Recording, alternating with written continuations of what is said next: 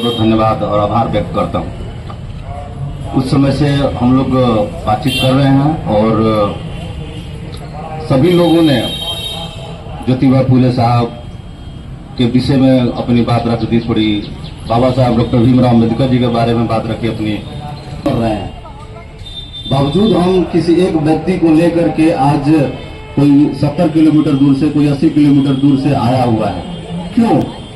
प्रश्न ये है, क्यों हम सावित्रीबाई फुले जी के जीवन को समाज में, उसके लिए हम उनको याद करते हैं, उनके विचारों के लिए याद करते हैं।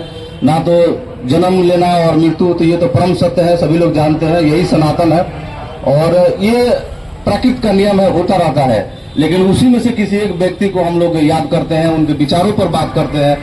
तो आज हम लोग जब सावित्रीबाई फुले जी के जन्मदिन के मौका पर उनके विचारों पर बात कर रहे हैं, समझना जरूरी इसलिए है क्योंकि आप देखेंगे कि कैसे कोई, जैसे हम लोग के समाज में लोग कहता है कि ये बैकवर्ड है, ये फॉरवर्ड है, तो कैसे वो बैकवर्ड है, कैसे वो फॉरवर्ड है, कैसे वो अगला है, कैसे हम पिछड़ा है, कैसे कोई पिछड़ा हो जाता है, कैसे कोई अगला हो जाता है। एक छोटी सी उदाहरण से हम आप लोग समझने की कोशिश करें। जब आज बहुत सारे लोग बोल रहे थे कि माता सावित्रीबाई फुले जी का जो जन्मदिन मनाया जा रहा है, इन्होंने दलितों के लिए, पिछड़ों के लिए शिक्षा का काम किया, ऐसा नहीं है। माता सावित्रीबाई फुले जी, जैसे कि कुछ वक्ता बोल रहे थे कि जब वो पढ़ाने जाती थी तो लोग उनके ऊपर कीचड़ फेंकते थे, तो वो 2 साड़ी लेकर के जाते थे, एक साड़ी पहन करके जाते थी जिस पर वो लोग कीचड़ फेंकते थे। और फिर जब विद्यालय जाती थी तो उस साड़ी को बदल करके दूसरी पहनती थी। तो मैं आपको बता दूं कि जब पहला विद्यालय खुला था 1 जनवरी 1848 को, हम लोग 1 जनवरी का जश्न मना रहे थे, उसी दिन 1848 को पहला विद्यालय खुला था। और पहला जब विद्यालय खुला था तो उसमें 36 बच्चे, मैं आपको इनका जन्म कब हुआ, इनका शादी कैसे हुआ, इनका संघर्ष कैसे हुआ, मैं उन विषयों पर नहीं बात करूंगा। मैं डायरेक्ट उस विषय पर बात कर रहा हूं जो हम लोगों को जानने की जरूरत है। तो जब पहला विद्यालय खुला 1 जनवरी 1848 को, तो एक वर्ग था, जब ये पढ़ाने जा रही थी तो इनके ऊपर कीचड़ फेंका जाता था, डंडा फेंका जाता था। मैं आप लोगों से ये बात पूछना चाहता हूं कि ऐसा कौन सा अपराध कर रही थी कि इनके ऊपर कीचड़ फेंका जाता था? कौन सा गुनाह कर रही थी कि इनके ऊपर कीचड़ फेंका जाता था?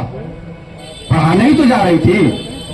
इससे पहले तो किसी ने नहीं पढ़ाने का प्रयास किया, ऐसा तो कभी किसी ने कोई व्यवस्था नहीं दिया कि महिलाओं को भी पढ़ाया जाए। तो अगर कोई व्यक्ति अगर पढ़ाने का कार्य कर रहा है तो उसके ऊपर कीचड़ क्यों फेंका जाना चाहिए? तो देखिए कहां से चीजें बदलती है कि कीचड़ भी फेंका गया। कौन लोग फेंके ये सब लोग जानते हैं, किसको परेशानी थी ये सब लोग जानते थे।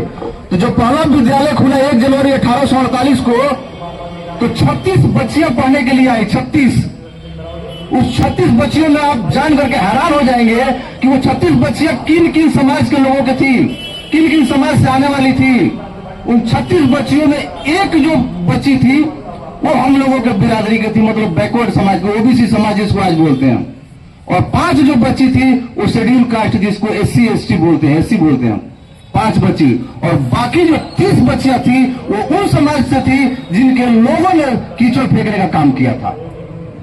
ये बात जानना होगा आपको, ये हैरानी करने वाली विषय है कि जो लोग जिनके ऊपर कीचड़ फेंकते थे, सबसे पहले जब शिक्षा की बात आई तो सबसे पहले वो लोग उस पंक्ति में खड़ा होकर के और शिक्षा अर्जित करने का काम किए।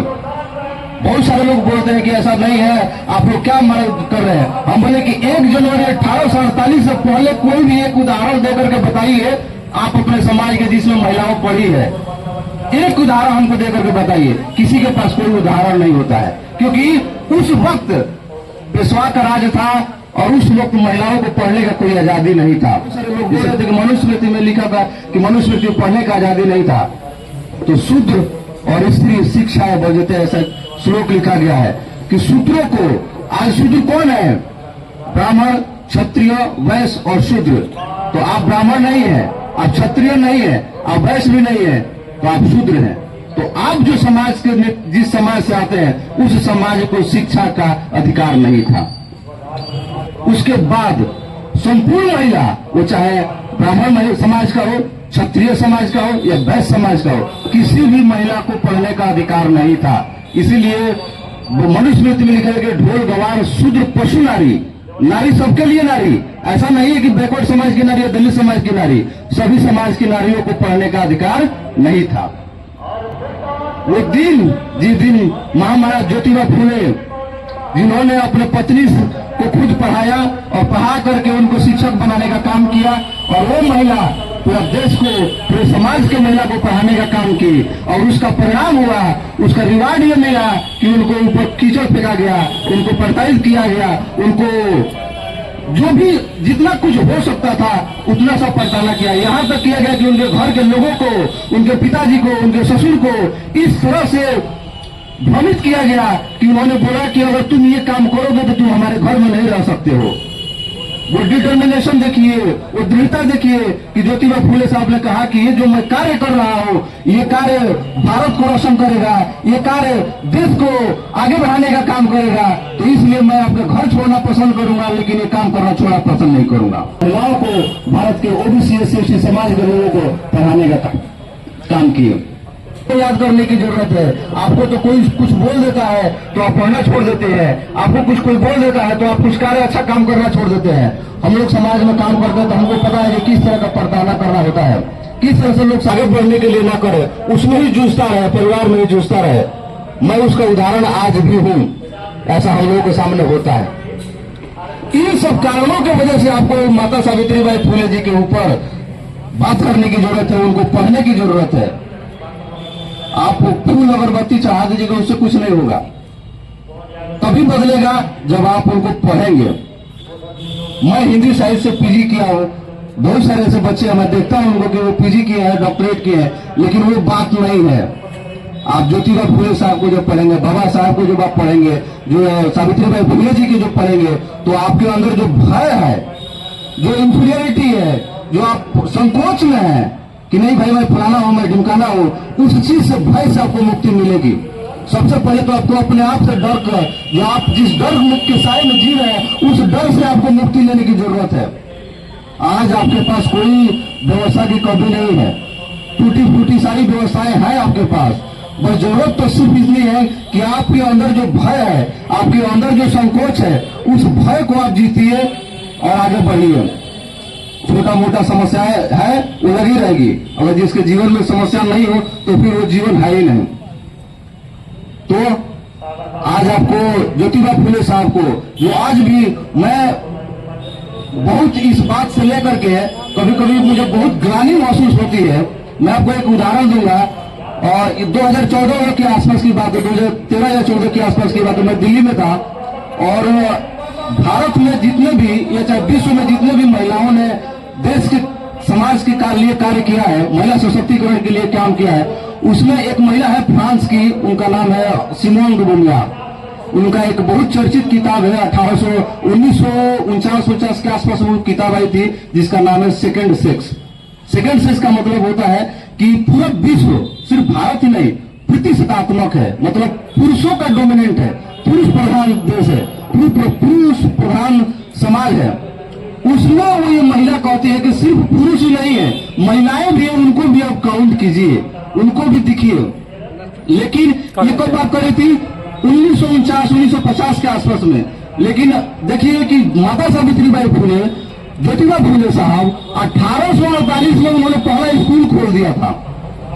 तो आप देखिए कि हमारा जो देश था वो कितना समृद्ध है कि जो विदेश में जो लोग बात कर रहे हैं, महिला शक्ति की बात कर रहे हैं, और समाज को आगे ले जाने में महिलाओं की भूमिका की बात कर रहे हैं, वो देश हम लोग जब आजाद हो रहे थे उस वक्त कर रहा था। और हमारा जो देश था, हम जिस कुल खानदान में पैदा हुए हैं, वो समाज के लोग थे कि 1848 में ये बात करके दिखा दिया। वो ये नहीं कह रहा है कि भाई कि आप पुरुष के साथ साथ महिलाओं को भी गिनिए, वो ये कह रहा है कि सिर्फ गिनिए नहीं, पढ़िए, पढ़ाइए, उनको आगे बढ़ाइए। उस स्थिति में उस वक्त ये जन जन तक ये बात पहुंचाने के लिए, उनको आगे बढ़ाने के लिए, हम जिस कुल खानदान में पैदा हुए हैं, उन महापुरुषों ने ऐसा विचित्र और भव्य काम किया है। हमें ये बात पढ़ने की जरूरत है। लेकिन दुर्भाग्य ये है कि मैं जिस कुल खानदान को, ये मेरी दादी माँ ने हुई, दादी माँ को मैं बाद में पढ़ता हूँ, एक फ्रांस की महिला है उसको मैं पहले पढ़ता हूँ।